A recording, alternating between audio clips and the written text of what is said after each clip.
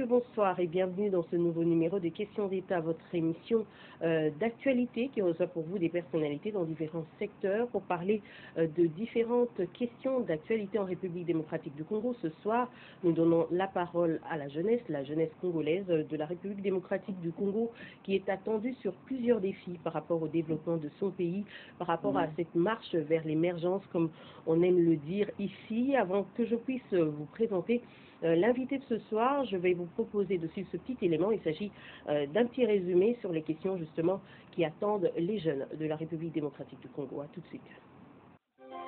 La République démocratique du Congo est à ce jour au carrefour de plusieurs défis.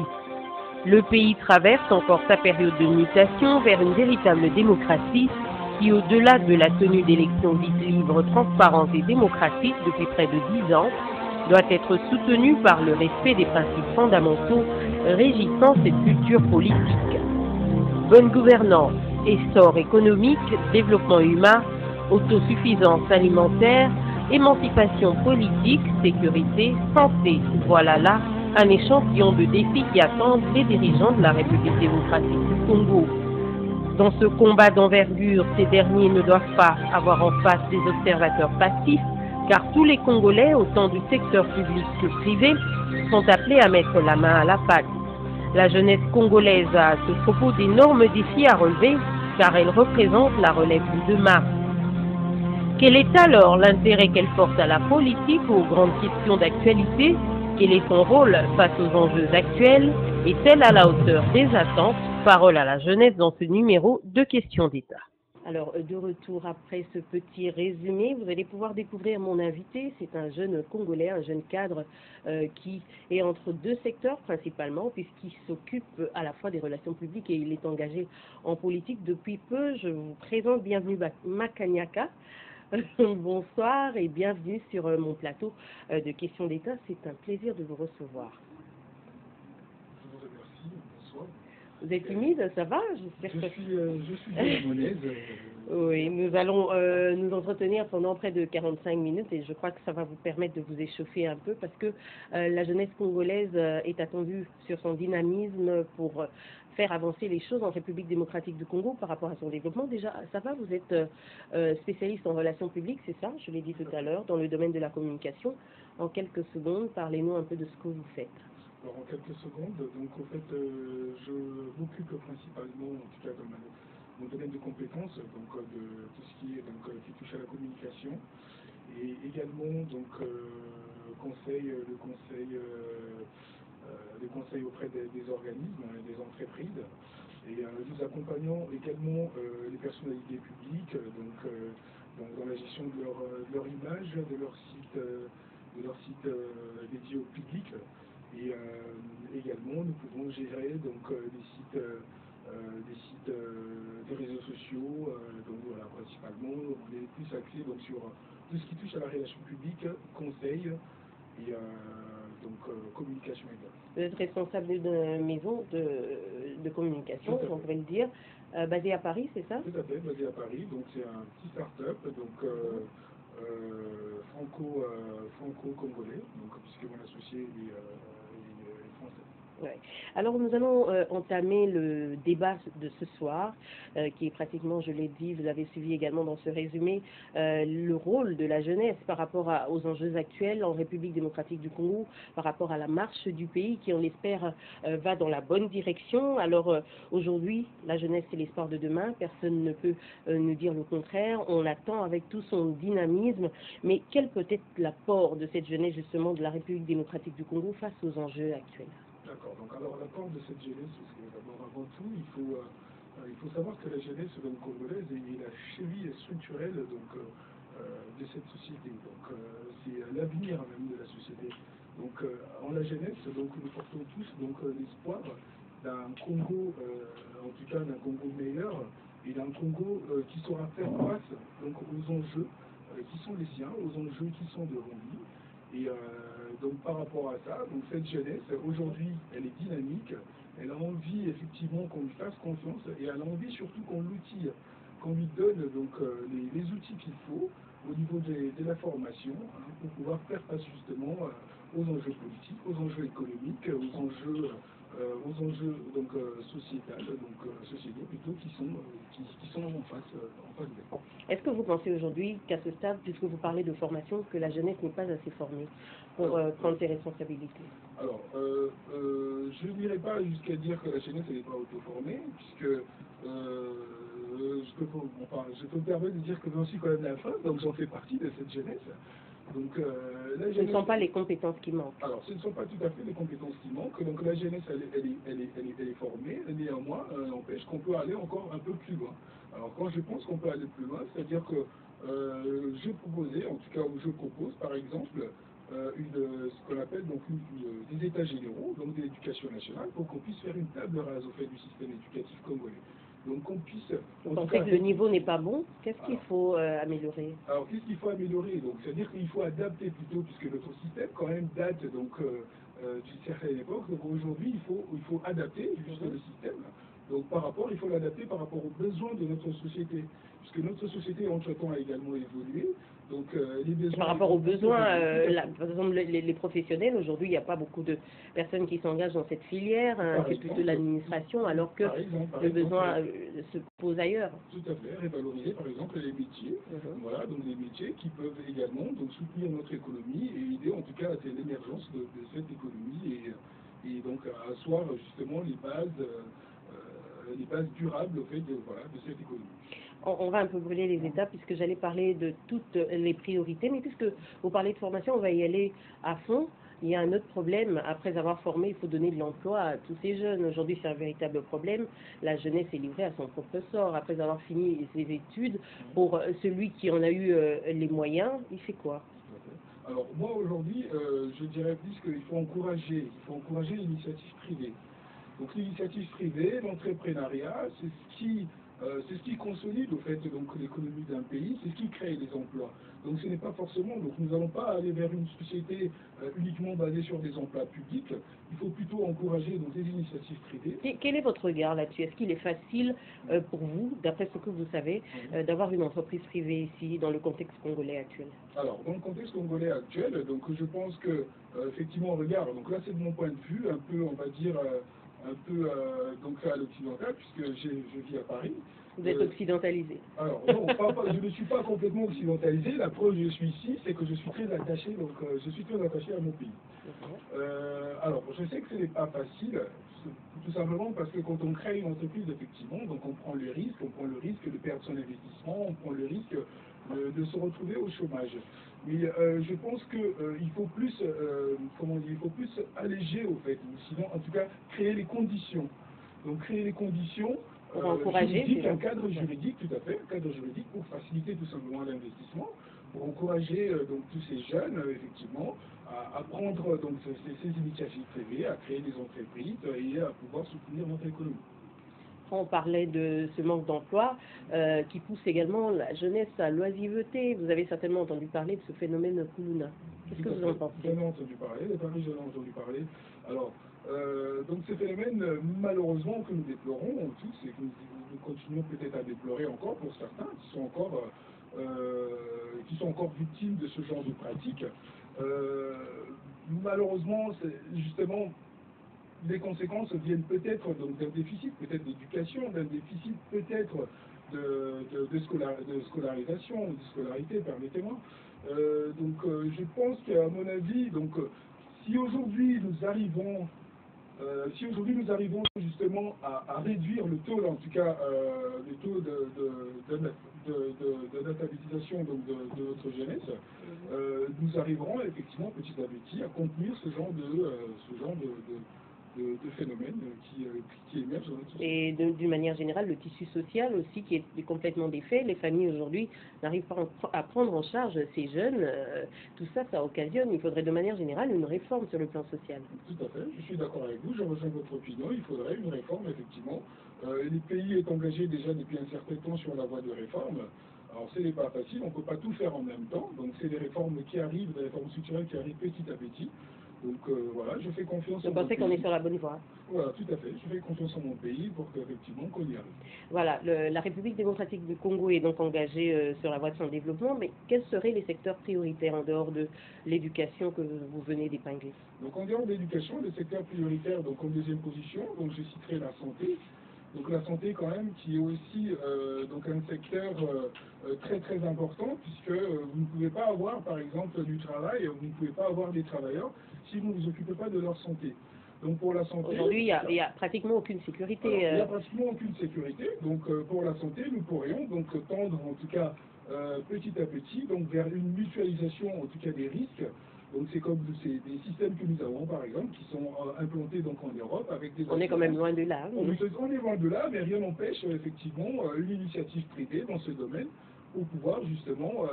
Il faudrait penser à la privatisation de ces secteurs, parce que le gouvernement ne peut pas tout faire. De le gouvernement ne peut pas tout faire, tout à fait. Donc là où effectivement, on a quelques déficits, effectivement, il faut encourager l'initiative privée dans ces domaines. Si tant est qu'il y en a, en tout cas, si tant est des personnes qui veulent se lancer là-dedans, effectivement, pourquoi pas. Voilà, pour pouvoir effectivement garantir une santé donc à nos concitoyens. Mais on reproche, je ne vais pas vous interrompre, on reproche au gouvernement actuel, par exemple, de ne pas se focaliser sur le plus important. Le plus important, ça serait par exemple de construire assez d'hôpitaux, mais vraiment pour la basse population, ça veut dire même dans les milieux les plus reculés, des hôpitaux généraux qui sont à la portée de tout le monde. On a construit par exemple et inauguré l'hôpital du Cinquantenaire, vous avez certainement entendu parler de ça, un hôpital hyper moderne, aux normes internationales, avec des gestionnaires indiens qui ont emmené la technologie de ce pays-là. Est-ce que c'est la bonne solution? On a l'impression qu'on veut une chose et son contraire, parce que les soins qui sont procurés là-bas ne sont pas à la bourse, à la portée de toutes les bourses. Donc vous faites bien de soulever justement ce problème, puisque il faut reconnaître effectivement, vous avez souligné le problème de chômage, on a souligné, je soulignerai également le problème tout simplement de ce qu'on appelle le pouvoir d'achat, donc de la même de ceux qui travaillent. De ceux qui travaillent, des concitoyens.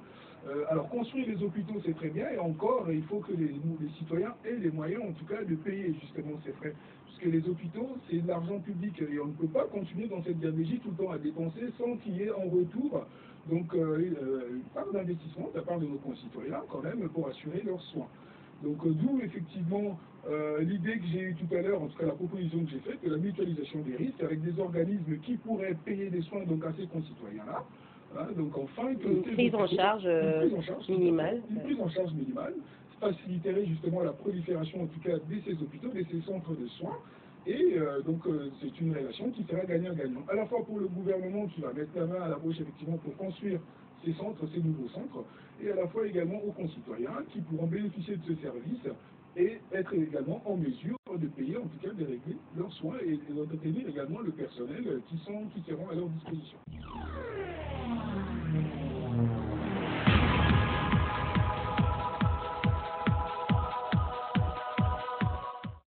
Voilà, on parle de santé. Le VIH-Sida est une question cruciale aujourd'hui en matière sanitaire et au sein de la jeunesse de la République démocratique du Congo. Il faut dire que la maladie est en hausse malgré tous les progrès scientifiques. Il faudrait un vrai travail de sensibilisation, etc. Quel est votre regard sur la question? Alors sur la question, donc j'ai découvert qu'effectivement déjà ici à Kinshasa, donc il existait un programme national, en tout cas multisectoriel de lutte contre le sida. Donc les choses sont déjà engagées depuis pas mal de temps.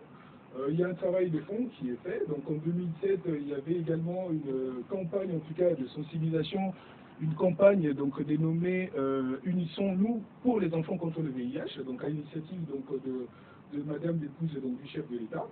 Je pense qu'il faut continuer effectivement dans ce sens-là. Mais il faut encore faire plus, puisque bon, c'est une pandémie qui ne concerne pas que le Congo, donc beaucoup de pays... Il faut une mobilisation intense, même à l'intérieur du pays, parce que tout le monde n'a pas accès à la télévision, à la radio, à la presse écrite. Il faut des moyens plus rudimentaires pour les adapter justement à cette population. Tout à fait, il faut renforcer les moyens, il faut multiplier les campagnes de sensibilisation pour qu'effectivement ces fléaux, en tout cas cette pandémie plutôt, du siècle puisse effectivement au niveau, en tout cas dans le cas de la République démocratique du Congo, puisse donc être contenu, hein, donc maîtrisé, et en attendant effectivement qu'on trouve une solution. Mais j'ai également remarqué qu'il y avait une adoption, en fait, un élargissement en fait, hein, donc de l'ouverture en tout cas des soins donc aux personnes donc malades. Et j'ai noté également qu'il y avait une loi donc. Et encore un problème de dépistage. Hein. Les jeunes ont peur du dépistage. Les gens ont peur d'aller se faire enregistrer dans des centres où les traitements les ARV sont gratuits pratiquement parce que ils seront pointés du doigt par la société. C'est un véritable problème. Tout à fait, c'est un véritable problème. Donc il faut expliquer à ces jeunes effectivement qu'il faut décomplexer au fait donc ces sujets auprès des jeunes, leur expliquer que ce n'est pas un sujet tabou, que le sida c'est une maladie aujourd'hui avec laquelle on peut vivre, avec laquelle on peut être soigné, et ce n'est pas une fatalité. Donc voilà, c'est vrai que nous sommes dans une société encore où, bon, quelquefois, on peut pointer du doigt et malheureusement les personnes. Il n'y a pas qu'en Afrique, hein, même en Europe, il y a ce problème de rejet, etc. Il y a ce problème de rejet, donc même en Europe, pareil, donc on continue à sensibiliser, en tout cas, on continue à expliquer aux gens que effectivement il faut une meilleure prise en charge de ces personnes-là, il faut effectivement respecter ces personnes. Et j'ai également noté qu'il y avait une loi, donc une loi de 2008, pareil au Congo, qui protège également la vie privée donc des personnes atteintes du VIH. Donc, je pense que les choses sont quand même dans le bon sens. Et avec du vote des lois à l'application, il y a un grand pas, hein, il faut le dire aussi. Il y a un grand pas, certes, parce que c'est toujours difficile d'aller au cas par cas, mais en tout cas, la volonté politique, elle est là, elle est manifestée. Et donc après, c'est aux acteurs donc, sociaux de pouvoir relayer le message et de pouvoir expliquer justement aux jeunes que voilà, ils peuvent faire face à cette maladie et que cette maladie, il faut complètement décomplexer le sujet. Également une question qui dérange une véritable épine dans le pied du gouvernement et de la République démocratique du Congo, celle des violences sexuelles. On se dit que ça concerne toujours plus la femme, mais je pense que tout le monde doit être engagé sur la question. Qu'en dites-vous? Aujourd'hui, ça se passe dans les régions à conflit, je pourrais le dire, comme l'Est de la République démocratique du Congo, mais même dans la capitale, hein, dans des contextes hors conflit. Tout à fait. Alors, malheureusement, en tout cas, ça c'est une vraie tragédie, effectivement. Donc, vous parlez des zones de conflit, donc on va revenir dessus, avec tous les atrocités, en tout cas, qui ont été perpétrées donc, dans ces zones. Alors aujourd'hui, effectivement, il faut amener un peu plus de sécurité, il faut rétablir l'autorité, en tout cas, de l'autorité de l'État, effectivement, dans ces zones, pour renforcer la protection de ces personnes, les accompagner également, ces personnes, parce qu'il ne faut pas les abandonner, c'est des vrais, si vous voulez, ce phénomène ramène dans notre société une certaine insécurité, une insécurité humaine. Donc ça déshumanise un peu l'être. Donc ça crée des profonds traumatismes. Il faudrait penser à la prise en charge, à la réinsertion de ces personnes effectivement à la prise en charge, donc accompagner cette personne à leur réinsertion. Justement, il ne faut pas qu'on puisse délaisser cette personne-là, il faut vraiment mettre les moyens donc là-dessus. Et il existe également, donc j'ai appris donc une stratégie nationale de lutte en tout cas contre ces violences-là, tant bien au niveau des textes qui sont renforcés pour que l'impunité ne soit plus en tout Mais cas... ça pose problème. Aujourd'hui, il n'y a pratiquement pas de sanctions vis-à-vis des auteurs de ces violences. On a peur de dénoncer, déjà ça c'est un fait, par peur de représailles, et les jugements sont pratiquement superficiels. On ne va pas dans le fond des choses. Les auteurs sont encore en train de courir.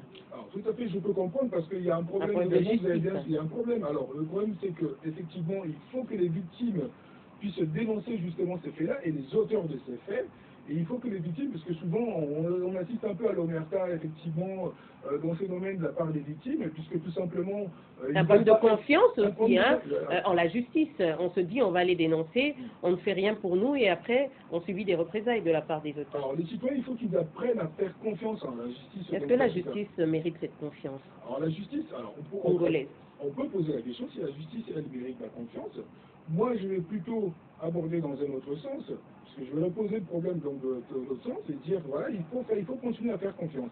C'est vrai qu'aujourd'hui, bon, on peut avoir des lacunes, nous ne sommes pas quand même, nous sommes dans un état de droit, en démocratie du Congo, nous avons des cours et tribunaux qui fonctionnent.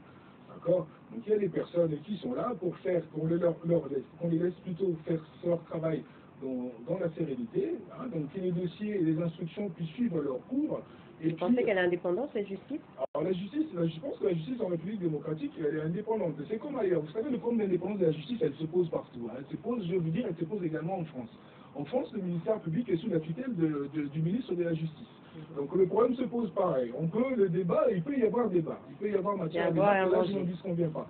Mais par contre, moi je continue à faire confiance justement à cette justice, en ces personnes-là qui nous représentent effectivement et qui font du travail, du bon travail, hein, pas pour le compte en tout cas de l'État. Donc,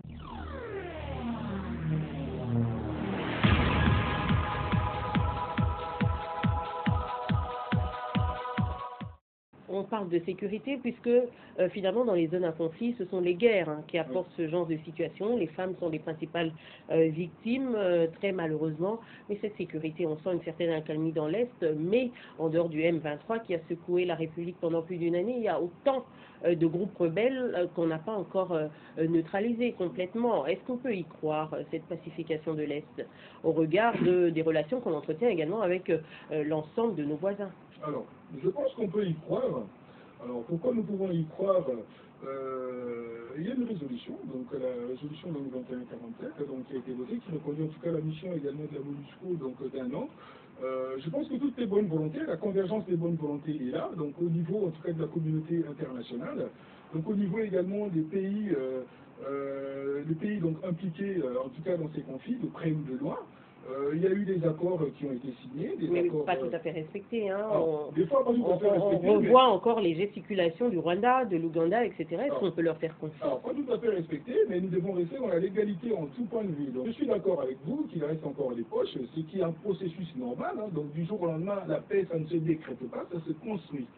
Donc c'est normal, effectivement. Et avec la loi, par exemple, sur l'amnistie, où les guerriers d'hier, les rebelles d'hier sont intégrés dans la gestion du pays, vous ne pensez pas qu'on va continuer sur cette lancée? Alors, il y a quand même une petite nuance à apporter là-dessus. Donc la loi sur l'amnistie, elle ne concerne que... Alors, elle exclut les criminels. Donc les criminels, en tout cas ceux qui sont accusés des crimes de guerre, et des crimes plutôt contre l'humanité.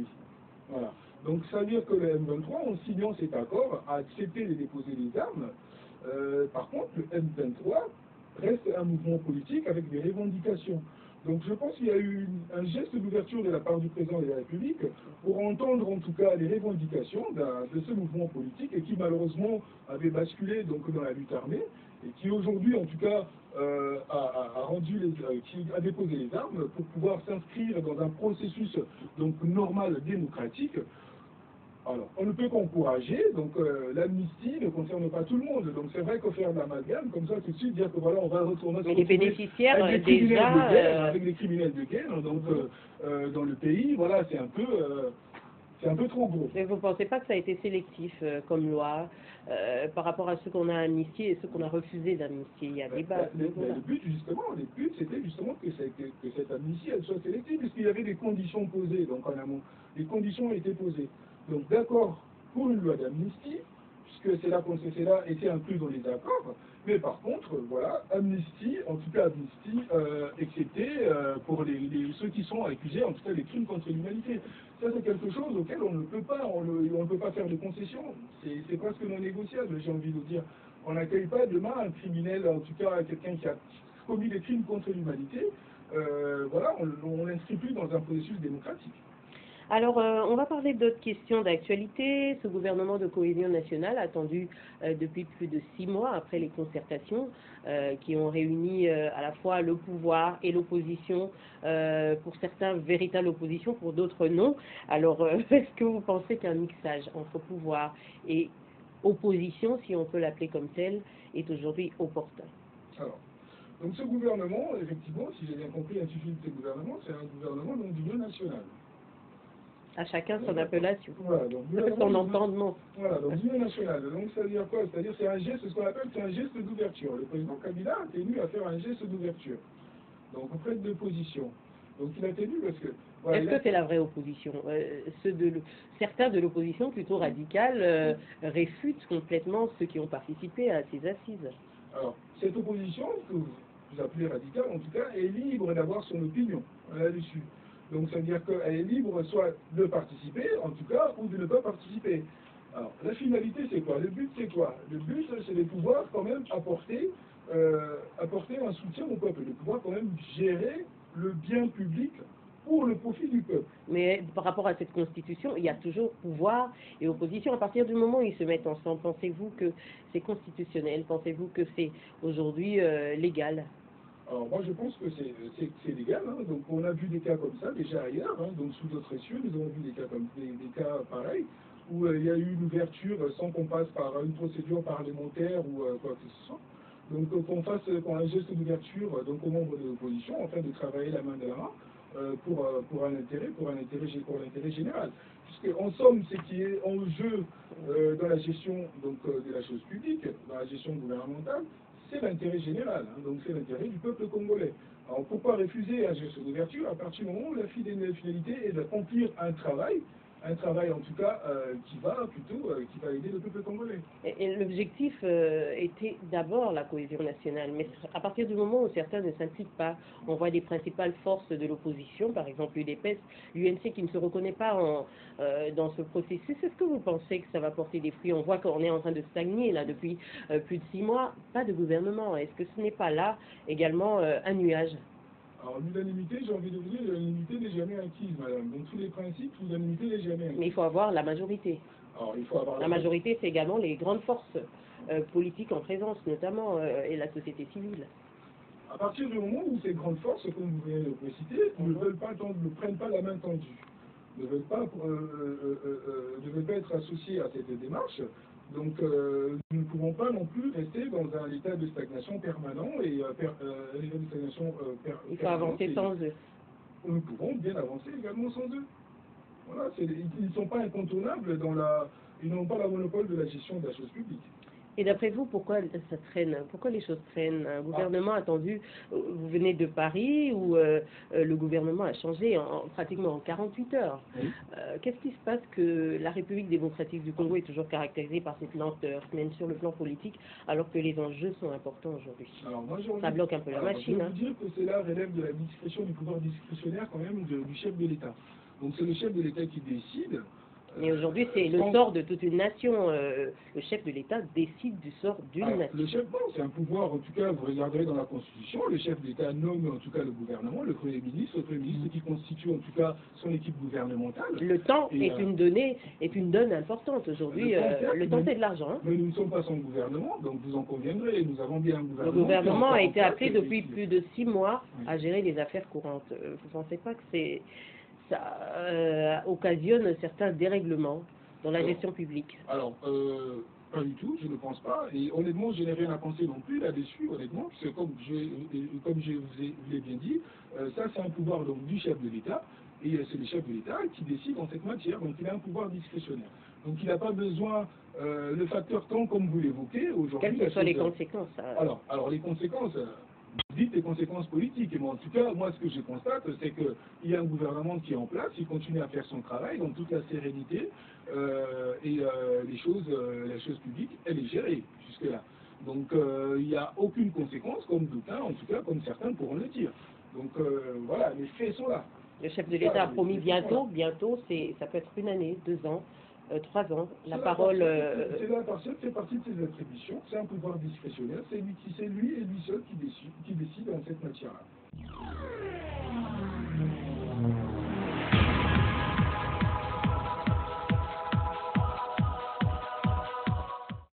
Voilà, on va passer aux expulsions massives des RD congolais.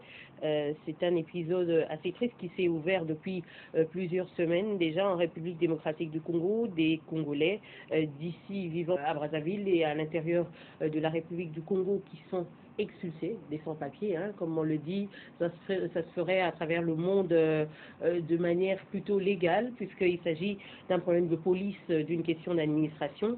Mais il faut reconnaître quand même que Brazzaville et Kinshasa sont les capitales les plus rapprochées au monde et que nos deux pays ont toujours entretenu, même s'il y a toujours à boire et à manger dans ces questions diplomatiques, des relations plus ou moins fraternelles.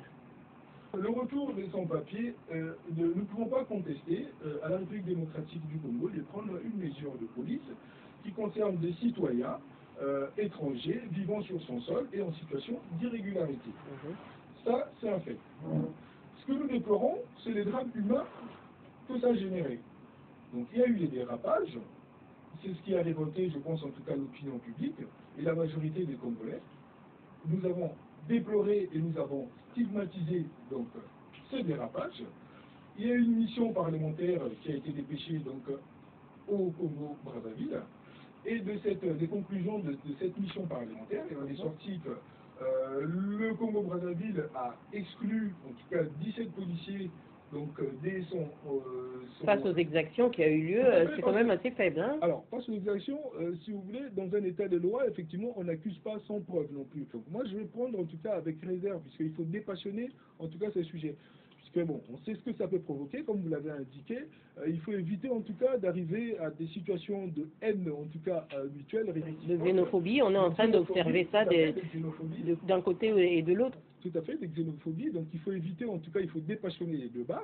Donc ces personnes, en tout cas, jusqu'à preuve de contraire, jusqu'à ce qu'on prouve le contraire, ces personnes, normalement, qui sont rapatriées donc, au Congo, sont censées donc être en situation d'irrégularité. De notre côté, il y a des mesures également qui ont été prises. Donc le gouvernement s'est réuni le mardi en session extraordinaire et il y a eu donc des mesures, une série de mesures en tout cas qui a été prise en réponse effectivement à ce phénomène. Jugez pas assez énergique, hein, puisqu'aujourd'hui la majorité de ces expulsés dorment à la belle étoile. On sait dans quelles conditions, le gouvernement est pratiquement muet, le chef de l'État, on n'a subi aucune déclaration directe à ce sujet, c'est quand même inquiétant. Je dirais qu'il y a, en tout cas, les Congolais n'ont pas été abandonnés. Il y a eu, comme j'ai rappelé tout à l'heure, en tout cas une réaction donc, de notre part.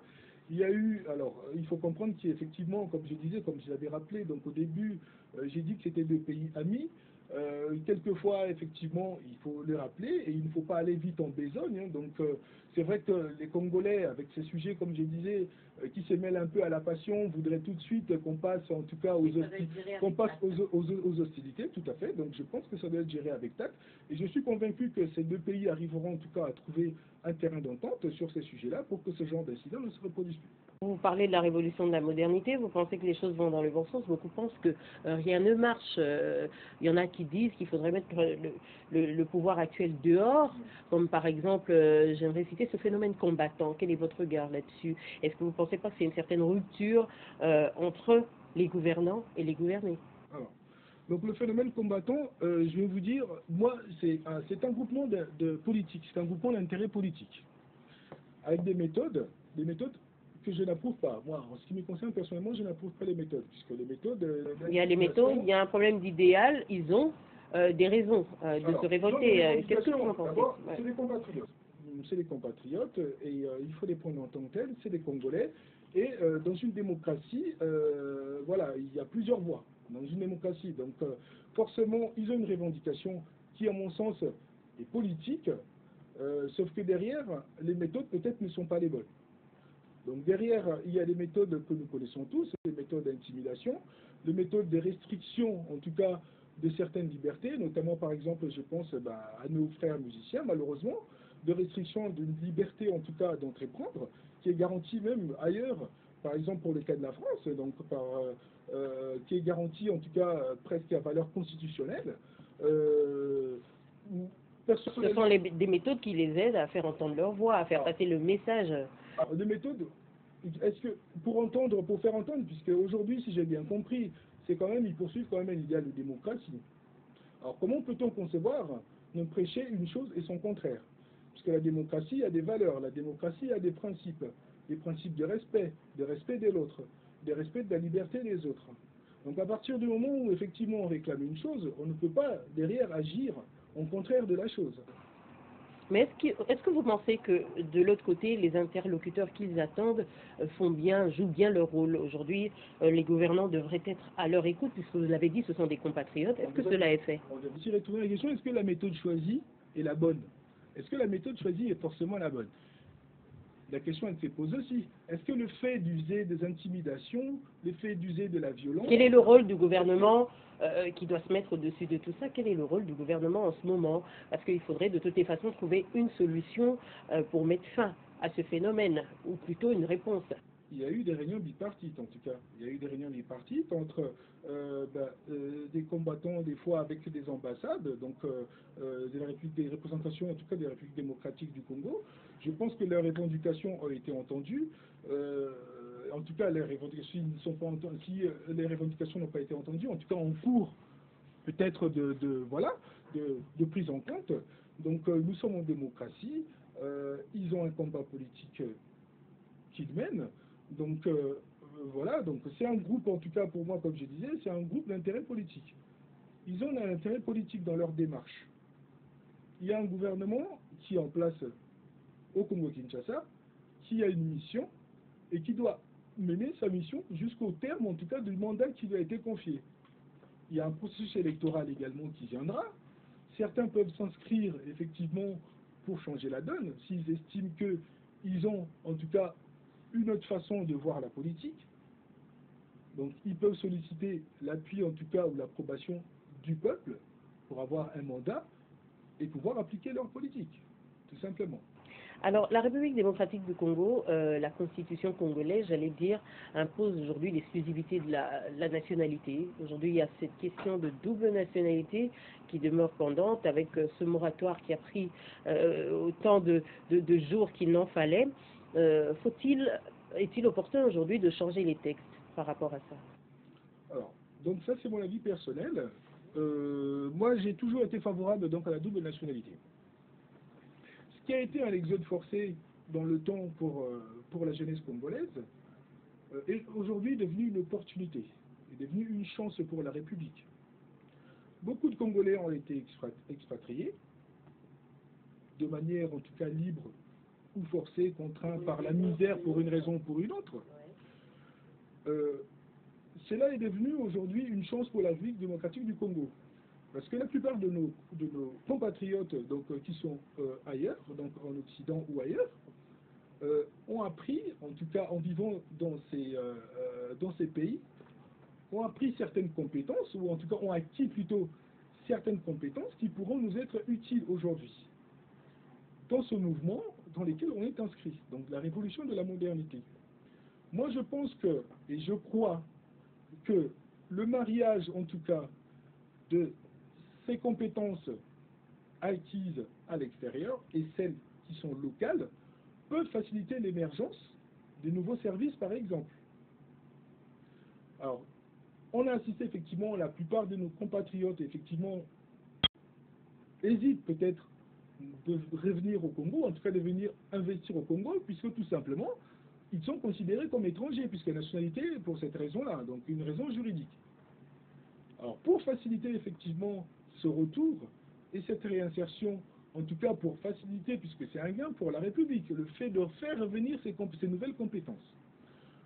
Donc je pense qu'il faut assouplir cette règle, donc pour effectivement faciliter le retour de ces compatriotes, afin que la République soit gagnante dans cette démarche. Voilà. Il y a plus à gagner qu'à perdre. Hein. Il y a plus à gagner qu'à perdre, tout à fait. Et au passage, donc voilà, il reste plus que l'Haïti et la République démocratique du Congo aujourd'hui à maintenir encore voilà, cette règle juridique. Voilà, alors bienvenue Makaniaka. On va terminer pour les quelques minutes en se basant sur votre choix politique. Hein. Vous êtes partisan du Parti du Peuple pour la Reconstruction et la Démocratie, le PPRD. J'aimerais connaître vos motivations par rapport à ce choix. Alors moi, mes motivations, tout simplement, j'adhère premièrement à un projet politique, à un projet de société. Voilà ce qui m'a attiré. Donc l'idéologie de mon parti, c'est-à-dire l'homme au centre de nos intérêts, donc l'être humain au centre de nos intérêts. Ce qui en pratique n'est pas toujours le cas pour beaucoup d'observateurs. Pour beaucoup d'observateurs. Ils ont des choix, mais en tout cas les avis divergent également. Il faudrait que je souligne que vous n'accompagnez pas seulement le parti, mais vous soutenez également la personne de Joseph Kabila qui est leader de ce parti. Pourquoi vous allez sombrer dans le culte de la personnalité? Alors, nous ne sombrons pas dans le culte de la personnalité, madame. Quelquefois, il faut savoir reconnaître les mérites, en tout cas les qualités d'une personne. Et en ce qui concerne le chef de l'État, son Excellence Joseph Kabila, Kabange, j'ai souligné à travers, par exemple, un dépliant que vous avez dû voir, passage, donc les 5 raisons de publicité Joseph Kabila à la tête du Congo, les qualités en tout cas qui sont les siennes et qui l'aident et qui l'ont aidé en tout cas, qui l'ont accompagné dans la direction donc, du Congo. Donc ces qualités qui sont par exemple la persistance dans l'effort, puisque moi je ne crois pas au coup de collier. Coup de collier sans lendemain, ça ne m'intéresse pas. Donc certains promettent des projets faramineux, mais avec le président de la République, nous assistons plutôt, en tout cas, à une dynamique avec une promotion en tout cas de l'effort, une promotion dans le travail. C'est quoi les routes? Qu'est-ce que vous pouvez aujourd'hui mettre à son actif? Beaucoup pensent que les efforts fournis sont plutôt faibles par rapport au temps, par rapport aux moyens, pendant que l'assiette du Congolais, elle est toujours vide. Hein. Alors le changement, tenez-vous bien madame, le changement il est lent. Le changement en soi, il est progressif. Pendant que certains s'enrichissent sur le dos de la grande masse. Alors le changement, je disais, le changement est progressif. Le changement, il est lent. Il faut de la persistance, il faut de la patience, il faut de l'effort. La patience du côté du Congolais, du petit citoyen qui n'a rien à se mettre sous la dent. La patience du côté des Congolais. Les Congolais doivent être conscients qu'il faut un effort soutenu, sans relâche, pour que notre pays puisse effectivement atteindre cette promesse d'émergence. Le fonctionnaire n'a pas fini de se serrer la ceinture. Vous avez vu les caricatures sur certains journaux qui montrent des fonctionnaires en train de se serrer. On arrive même jusqu'au dernier trou de la ceinture à force de perdre des kilos. Mais des caricatures qui en fait retracent ce que c'est la situation du Congolais. Alors, je suis conscient que la situation du Congolais n'est pas facile. Je suis Congolais. Je sais ce que le peuple traverse. Nous venons de loin, madame. Il y a quelques années, je pense qu'il y a quelques années... L'éternelle excuse. Alors, ce n'est pas l'éternelle excuse. On est dans la réalité. On est dans la réalité. Il y a quelques années, ce que j'observe par exemple aujourd'hui, en revenant au Congo, n'existait pas il y a quelques années. La réflexion par exemple, ou en tout cas la construction, la mise en route donc, de certains chantiers, notamment les infrastructures, n'était que chimère il y a quelques années. Des immeubles auxquels la majorité des Congolais n'a pas accès. Hein. Les immeubles auxquels la majorité des Congolais n'a pas accès, peut-être, mais en tout cas, il faut à un moment donné, il faut faire confiance. D'abord, premièrement, effectivement, il faut relever l'économie. Il y a des choses quand même qu'il faut reconnaître, qui ont été faites. Il y a une croissance qui s'opère. Ça, c'est les chiffres. Hein. Alors, c'est les chiffres. Ce ne sont que des chiffres, on pourrait dire. Vous dites que ce ne sont que des chiffres. Mais la réalité, elle est aussi palpante. Le pouvoir d'achat est encore en dessous du minima. Le pouvoir d'achat est en dessous du minima, pas pour tout le monde. Il y a une classe moyenne, en tout cas, qui n'existait pas avant en République démocratique. Ça, c'est vous qui le dites, la classe moyenne, on ne la voit pas ici. On a d'un côté les riches, on a de l'autre des gens qui ne savent pas nouer les deux bouts du mois. Il fut un temps où la fracture sociale, elle était criante, où on avait les riches, et on avait des pauvres. Est-ce que la situation a changé aujourd'hui? Alors, d'un avis extérieur, en tout cas, je suis revenu au pays, la dernière fois que j'étais au pays, il y a peut-être 4 ans. Et 4 ans plus tard, je reviens et je remarque et je vois les changements. Le Congolais vit toujours avec moins d'$1 par jour. La classe moyenne, elle est où?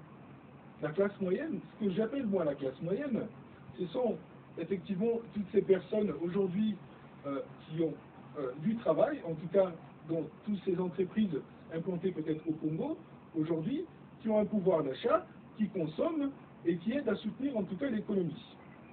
Comme je disais, il y a des efforts qui sont à faire, des efforts qui sont faits, effectivement, pour octroyer un peu plus du pouvoir d'achat à ces personnes, par exemple, dont vous citez. Moi, personnellement, tout à l'heure, quand vous parlez des priorités, j'allais parler également du travail, de la révalorisation du travail. C'est-à-dire qu'aujourd'hui, il y a certains travails, il y a certains métiers qu'il faut révaloriser. Il y a certains métiers auxquels il faut redonner leur juste valeur. Je pense par exemple aux métiers, aux petits métiers, je pense à la sentinelle, je pense aux métiers, en tout cas à la personne. Donc il faut peut-être relever les barèmes des salaires, il faut redonner du pouvoir d'achat à ces personnes-là pour qu'ils puissent également accéder également aux biens, à tous les biens de consommation et que cela puisse soutenir notre économie.